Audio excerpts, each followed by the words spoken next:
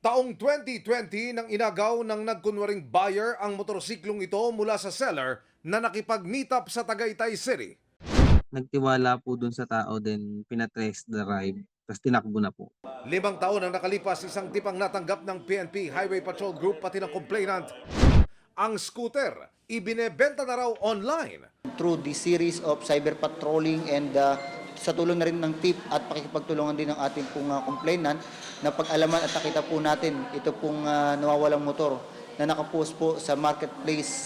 Kulay asul pa rin ang scooter pero mas madilim na ang pintura at may mga sticker na sa harapan nito. Dito na ikinasa ng PNP Highway Patrol Group ang isang entrapment operation kung saan nadakip ang 2 lalaking nagbebenta ng scooter. No comment ang mga suspect. Masaya po sir, sobrang saya po nung nakita ko yung motor ko na nabalik po sa akin.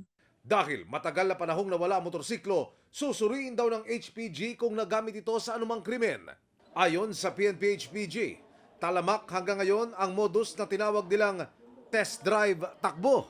Ito po ay madaling mabenta sa kung sino man at napakadali rin pong chap-chapin. Paalala nila para hindi mabiktima ng modus. Kung ito po i-road test, mas maganda po na meron pong kasama. Kung tayo po ay bibili ng mga segunda manong sasakyan, motorsiklo, no, ay i-check po maigi ang mga dokumentong nakapaloob po rito.